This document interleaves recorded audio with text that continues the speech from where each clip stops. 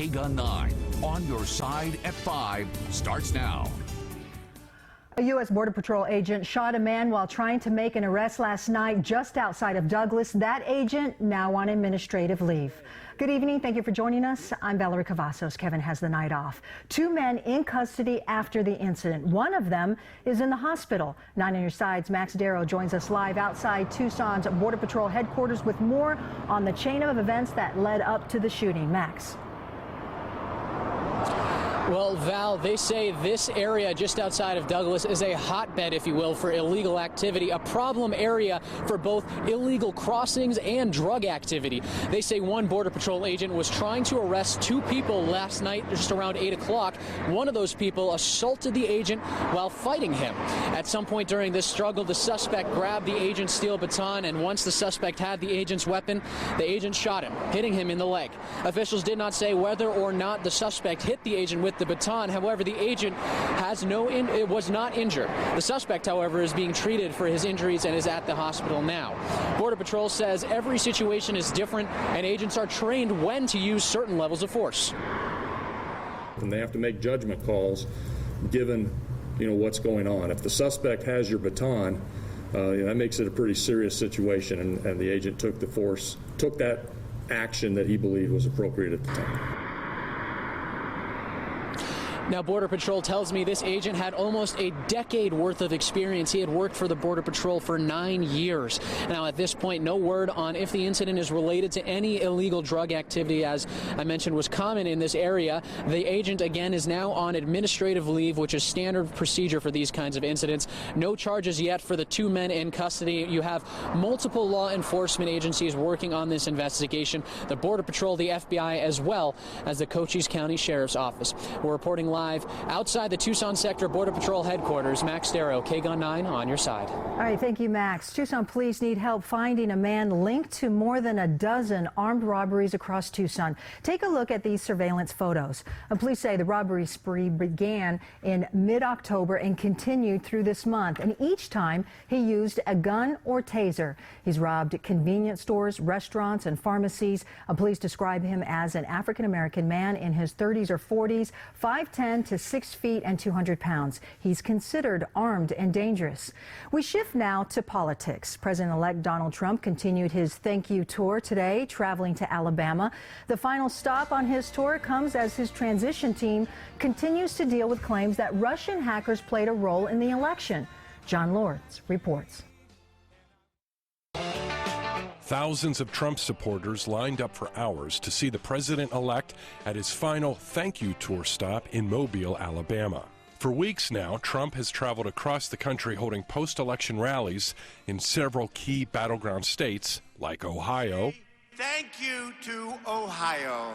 North Carolina. These are great people in North Carolina. Iowa. Thank you to the great, great people of Iowa.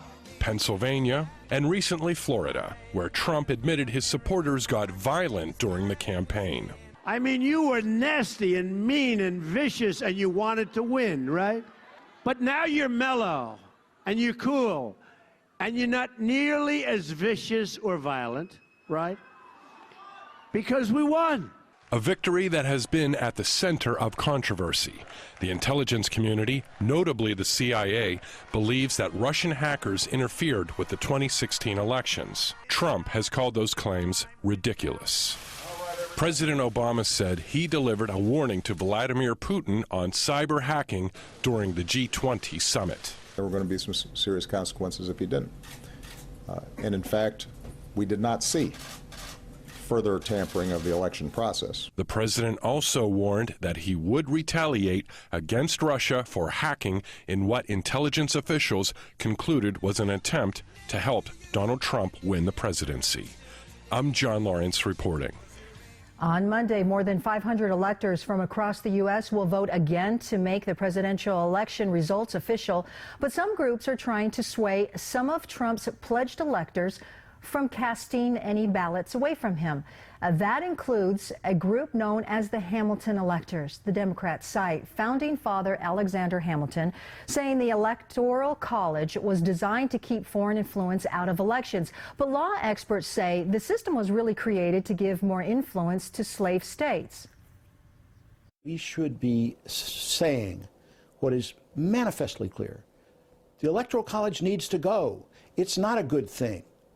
And it endangers our democracy and it endangers the country. After the electors vote, their ballots will be sent to the U.S. Capitol. The Senate will count them on January 6th and officially announce the next president. Back here in our state, an Arizona judge will hear arguments from business leaders who want to block the minimum wage increase from taking effect. Opponents of Prop 206 filed a lawsuit against the voter-approved measure. Those opponents include the Tucson Hispanic Chamber of Commerce and the Arizona Chamber of Commerce. They say the law adds more costs for the state to cover without naming a funding source. And some industry leaders also believe Prop 206 will cause businesses to lay off workers. The judge will consider the suit next week. No argument that this is a great time of year weather-wise. Alexa Liaco is in for Kyler Diggs. That's right, Val. It was a lovely day today. The rain showers have gone away. We're sitting at 52 degrees right now. And if you look across Tucson, you can see kind of a hazy layer over the mountains there. And that is because Pima County issued an air quality advisory. There's some particles in the air. So if you're sensitive to that, you may not want to exercise outdoors for the next couple of days. It should push off into the beginning of the week. But for now, we're sitting with some poor air quality. Now, looking across southern Arizona, we've got some nice temperatures, cool for this time of year, about 15 degrees cooler than what we saw just yesterday. So we had a big cool down, but the cool down is not over yet. We've got a freeze warning coming. I will tell you when and where you can expect that in just a few minutes, and when we might see a warm up actually happening in that 7-day forecast coming up ahead. Val, back to you. All right, thank you, Alexa. Some of this year's hottest toys are interactive, making them fun for kids to talk and play with, but they can come at a price. How they can put your information at risk. And another popular gift, the Hatchimal, is selling out in stores and online, where you can buy one this weekend. You're watching Kgun on your side.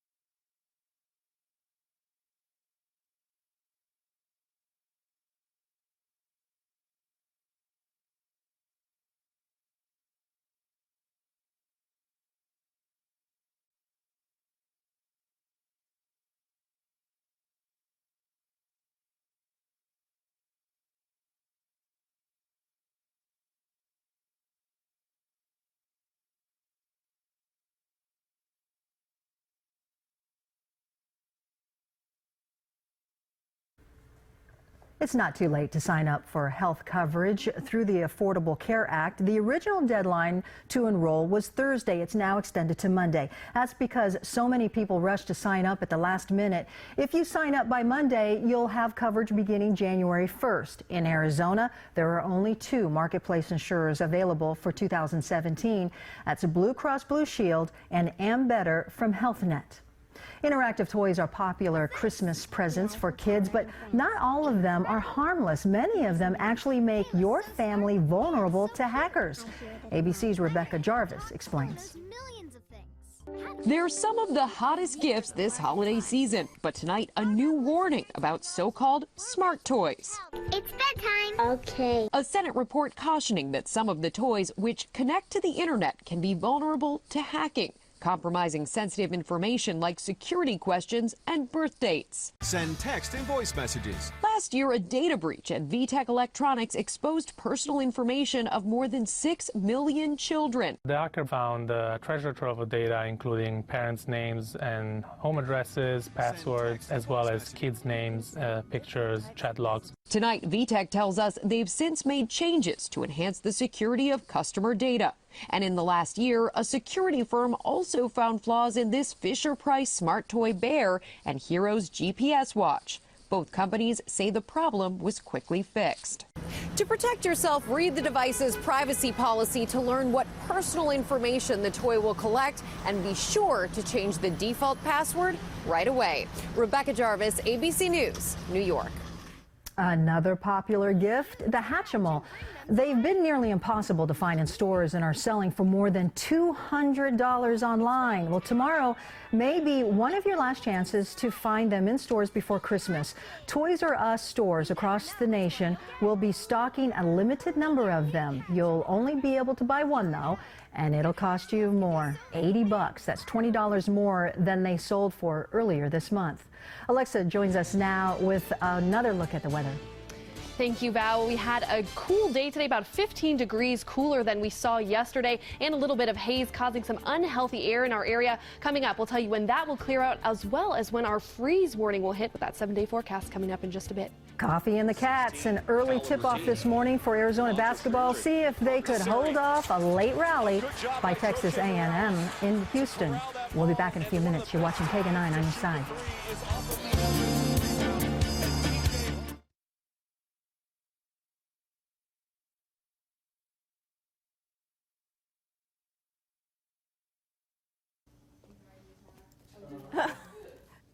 Mic check 1, 2, 3, 4, 5, 6, 7. Yep.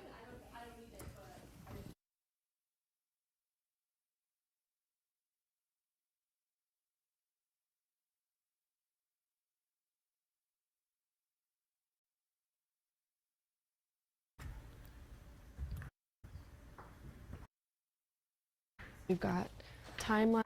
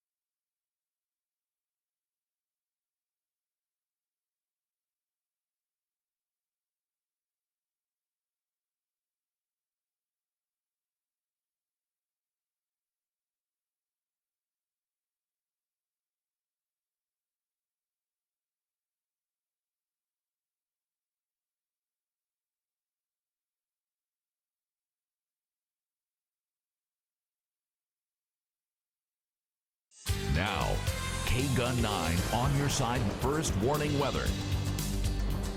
Hi everyone, I'm Alexa Liacco in for Kyler Diggs tonight. We'll start off with a nice time lapse looking over. Oh, we just skipped the time lapse. Well, we had a bit of a hazy day today. We had some air quality concerns. There's a lot of particles in the air, and you can see that settling in just over the mountains over Tucson. Now, that caused a bit of a concern, but it should blow out by tomorrow. Now, we've got about 15 to 20 degrees cooler temperatures than we had yesterday, and we're going to see that hang around for today, the rest of today, and into tomorrow. You can see right now 52 degrees in Tucson, 43 in Wilcox. Now, these temperatures are only going to go down even further. We have a freeze warning in effect. It starts at midnight tonight for Pima County and Pinal County. You can see that it doesn't cross over all of Tucson, but it gets into the western side of Tucson itself. Now, that is another reminder to protect your peas, your pipes, plants, pets, and of course people. So make sure those pipes are wrapped. Make sure you take your pets indoors because we're going to see temperatures in the 20s to 30s. It's going to get very cold overnight. That'll last until about 9 o'clock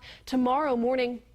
Now we'll take a look at some low overnight temperatures. You can see in Douglas down to 20 degrees, Wilcox 16. Very, very cold as we go through southern Arizona. Now the high temperatures tomorrow, 59 degrees. We're going to get into the 50s and 60s. You can see in Green Valley we've got 59, Sierra Vista 56. And coming into Picacho, 61 degrees. Sells, we've got 60. Now it'll be clear, a few clouds here and there. Tucson will see 59 degrees tomorrow. Now looking at your 7-day forecast, we have 65 degrees and starting off your week, and it's going to heat up. We got 70 degrees. Now it's not very warm for us, but it'll be nice, perfect winter weather for us. And the lows are in the 40s up until Saturday. We've got 38 degrees, so it's going to get a little bit cooler towards the end of the week. But the good news is that we're staying dry, and we've got mostly sunny skies headed your way for this week. Val, back to you. All right, thank you, Alexa. Now let's go over to Erica, where the Cats are on the road today, right? They were on the road this morning, and it's okay, though, because the temperatures were cold outside, so you didn't miss anything if you stayed in to watch basketball this morning. But yes, on the road again. That's the theme lately for Arizona basketball. The team took off for Houston yesterday to play Texas A&M this morning in another neutral site game. The Lone Star Shootout, one of Arizona's final 2 non-conference games left this season. And to Houston, an early start time this morning, 10 a.m. for the Cats. Early first, Arizona with a 1-point lead. Kadeem Allen takes it up the court, finds Dusan Ristic for the easy lay-in. Ristic with a quick 8 of the Cats' 10 points so far. Now Arizona up 2. Riley Alkins grabs the rebound, goes coast to coast for the layup and the foul. That puts Zona up by 4, now to the second half. Through his legs backwards, but Williams recovers for the block. Taken right back, though, by the Wildcats, and the lob to the rim for Comanche.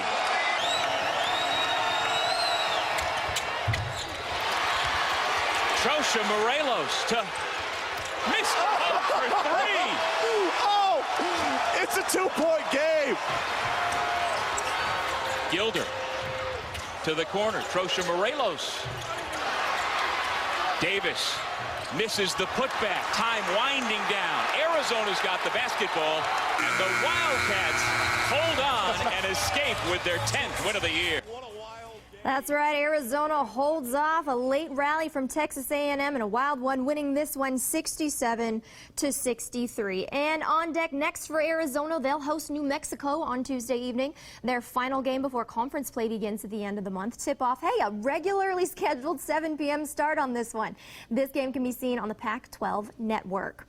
And Adia Barnes and the 7-1 Arizona women's basketball team also tipped off this morning, and the weather in Kansas was cold, and so were the Wildcats, shooting just 30% from the field. However, senior Melina Washington led the way for Arizona, scoring 17 points, the 7th time the senior has scored in double figures. LaBrittany Jones also chipped in with 10 points and a team-leading 6 rebounds. Arizona will head to Tucson for one more game against Utah State before Christmas. And check this out, the Roadrunners facing the San Antonio Rampage last night in San Antonio. In overtime, 19 seconds in, Christian Fisher knocks in a goal to seal the win. There it is. Fisher also had a hat trick, meaning he scored 3 goals in the game. He also had scored, this is the second time he scored back-to-back overtime game-winning goals. The two teams will go at it again tonight at 6 o'clock. And how about the Roadrunners Big Club, the Coyotes in Minnesota this morning, down 3-0. Former Roadrunner Brendan Perlini with this sweet wrister that spoils the shutout. The assist by Christian Dvorak. The Wild take this one 4-1 after an empty netter by Eric Stahl. That's Perlini's second goal with the Big Club. Yotes take the ice again Monday against Calgary. Perlini's only 20 years old, and I'd say he's making the most of his opportunity with Big Club. Nice, very good. And you know, I wish I can go to some of those games because that's the closest we're going to get to actually feeling like it's winter. Exactly. It is cold in there. They're a lot of fun, exactly. too. Yeah. All right, thank you. Well, getting the chance to fly without needing a pilot's license, the program that lets kids in Tucson soar through the skies. You're watching Kgun on your side.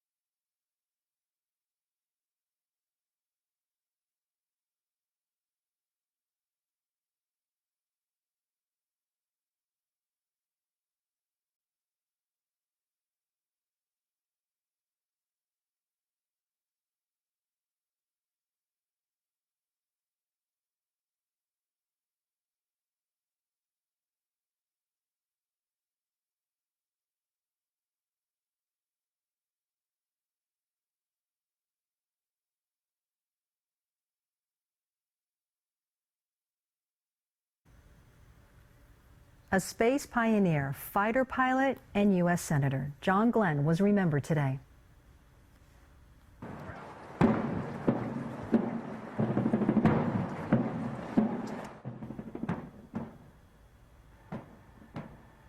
A memorial service held in his home state of Ohio. Glenn died December 8th at age 95. He was best known as the first American astronaut to orbit the Earth back in 1962. He became the oldest person in space in 1998 at age 77.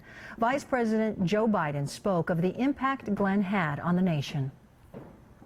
John came out of the heart of the country like you kids do, and he stole America's heart. Glenn will be buried in a private ceremony at Arlington National Cemetery in April. Glenn inspired the nation with his courage, and so did the Wright brothers, who made their daring historic flight over North Carolina 113 years ago. Today, a TUSD student followed in their footsteps.